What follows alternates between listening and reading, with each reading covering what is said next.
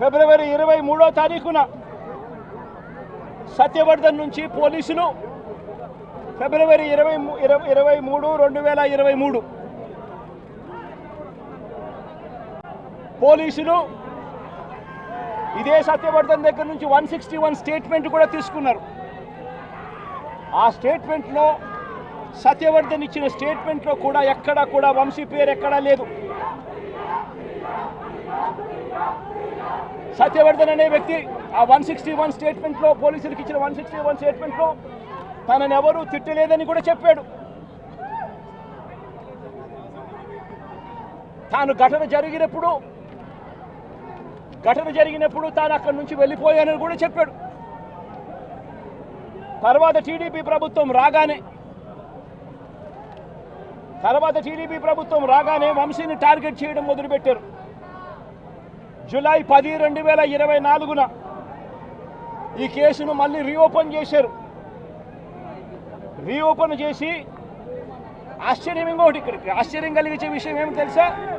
ఇదే సత్యవర్ధన్ అనే వ్యక్తిని తెలుగుదేశం పార్టీ ప్రభుత్వం అధికారంలోకి వచ్చిన తర్వాత మళ్ళీ ఇదే సత్యవర్ధన్ అనే వ్యక్తి దగ్గర నుంచి మళ్ళీ 161 స్టేట్మెంట్ మళ్ళీ తీసుకున్నారు.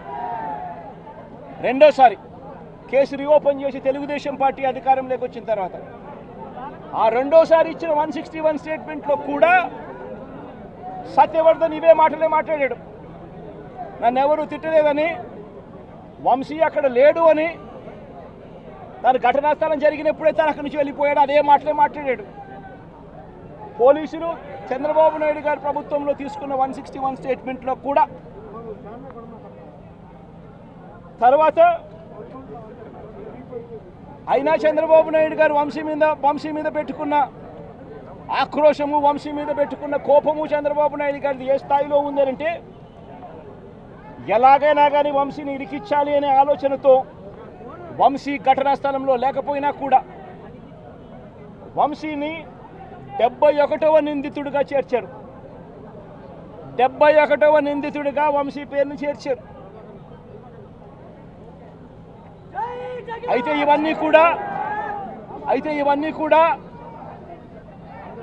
ఇవన్నీ కూడా బెయిలబుల్ అఫెన్సులు కాబట్టి బెయిల్ కోసం వంశీ హైకోర్టుకు యాంటిసిపేటరీ బెయిల్ కోసం వంశీ హైకోర్టును ఆశ్రయించాడు. కాబట్టి చంద్రబాబు నాయుడు గారు ఎట్టి పరిస్థితుల్లోనూ వంశీని అరెస్ట్ చేయాలనే ఉద్దేశంతో, బెయిల్ రాకూడదు అన్న ఉద్దేశంతో చంద్రబాబు నాయుడు గారు కుట్రను ఇంకా ముందుకు తీసుకెళ్లారు.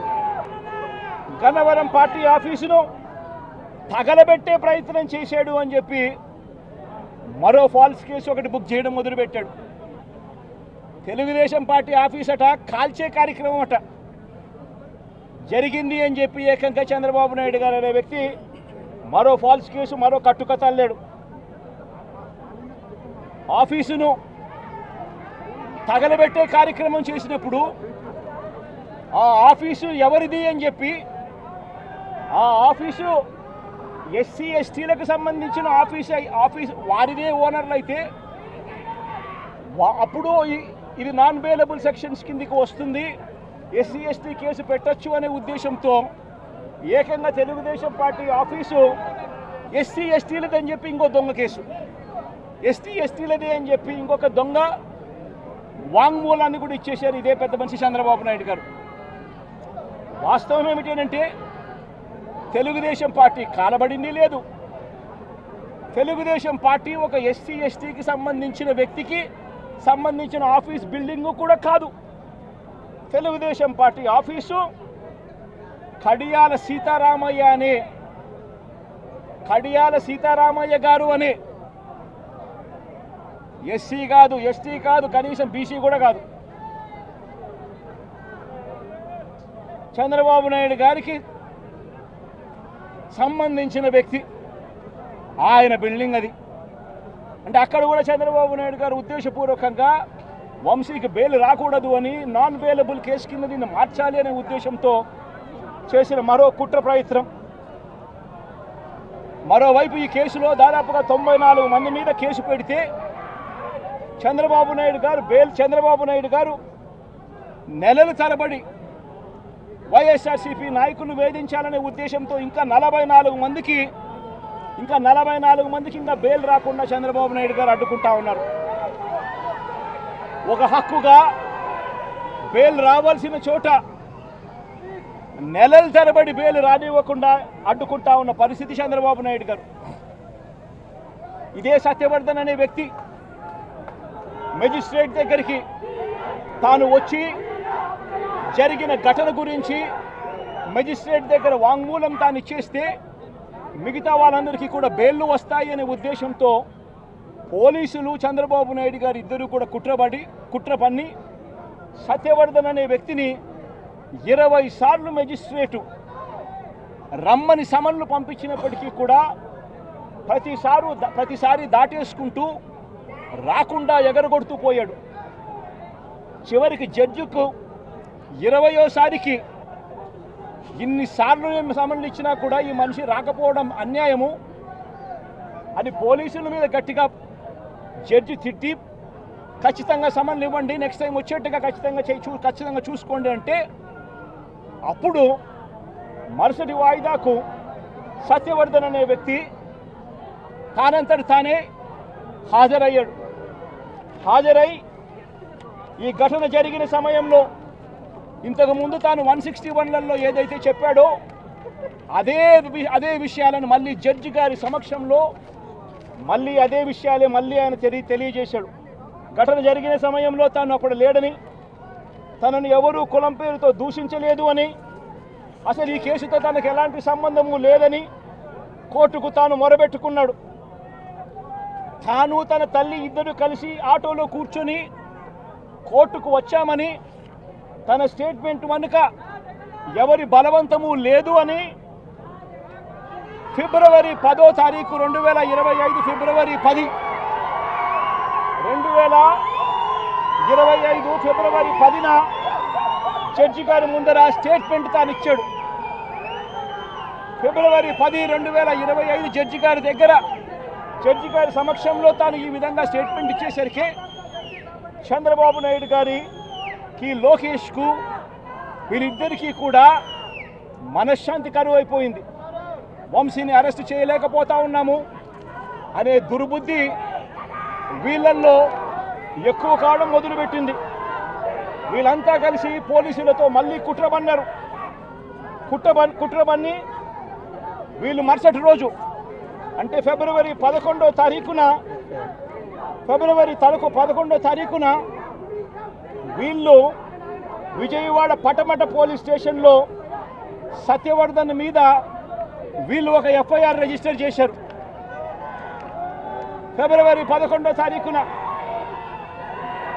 సత్యవర్ధన్, వంశీ ఇద్దరి మీద వీళ్ళు ఎఫ్ఐఆర్ రిజిస్టర్ చేశారు. కోర్టును తప్పుదోవ పట్టించారు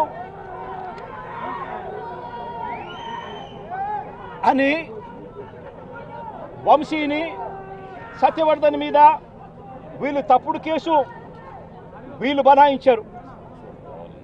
కోర్టును తప్పుదోవ పట్టించారు, తప్పుడు సాక్ష్యం తాను ఇచ్చాడు అని చెప్పి వీళ్ళు ఎఫ్ఐఆర్ రిజిస్టర్ చేసి ఆ ఎఫ్ఐఆర్ రిజిస్టర్ చేసిన కాపీని తీసుకొని పోయి సత్యవర్ధన్ అమ్మను, సత్యవర్ధన్ నాన్నను, సత్యవర్ధన్ అన్నను అందరినీ కూడా బెదిరించి ఫిబ్రవరి 12వ తారీఖున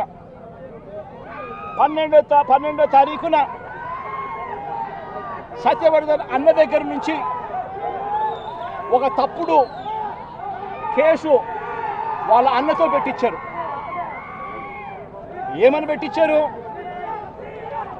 ఈ వ్యక్తి సత్యవర్ధన్ అనే వ్యక్తిని కిడ్నాప్ చేసుకొని పోయారట. అది ఎవడో చూశాడట. ఆ మనిషి దగ్గర 20,000 రూపాయలు, సత్యవర్ధన్ అనే వ్యక్తి దగ్గర 20,000 డబ్బు ఉంటే ఆ డబ్బులు కూడా లాక్కొని కిడ్నాప్ చేసుకొని పోయారట అని తప్పుడు కేసు. కనీసం సత్యవర్ధన్ అనే వ్యక్తితో మాట్లాడకుండా ఫిబ్రవరి 12వ తారీఖునే కేసు రిజిస్టర్ చేసి ఫిబ్రవరి 13వ తారీఖున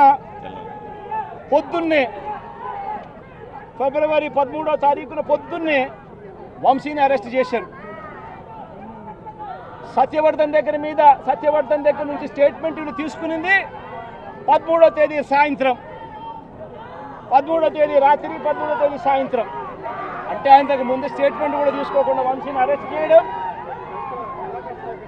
ఆ వర్షన్ను మళ్ళా సత్యవర్ధన్ అనే వ్యక్తితో 13వ తారీఖు సాయంత్రం మళ్ళీ వంశీ మీద వంశీ ఇలా చేశాడని చెప్పించడం, అది దారుణంగా లా అండ్ ఆర్డర్ను ఏ స్థాయిలో ఉంది అని చెప్పడానికి ఇది ఒక పెద్ద నిదర్శనం. నిజంగా నేను చెప్తా ఉన్నా, ఒక మనిషి ఏదైనా తప్పు చేస్తే, తప్పు చేసిన ఆ వ్యక్తిని శిక్షిస్తే పోలీసులకు ఎవరికైనా గౌరవం ఉంటుంది. కానీ ఇవాళ జరుగుతూ ఉన్నది రాష్ట్రంలో ఏం జరుగుతూ ఉంది? నీకు నచ్చని వాడిని దొంగ సాక్ష్యాలు వీళ్ళే క్రియేట్ చేస్తూ ఉన్నారు, దొంగ కేసులు వీళ్ళే పెడతా ఉన్నారు. దొంగ సాక్ష్యాలు, దొంగ కేసులు పెట్టి ఇల్లీగల్గా మనుషులు తీసుకొని వచ్చి అరెస్ట్ చేస్తూ ఉన్నారు. అరెస్టులు చేసి నెలలు జైళ్ళల్లో పెట్టే కార్యక్రమాలు జరుగుతూ ఉంది.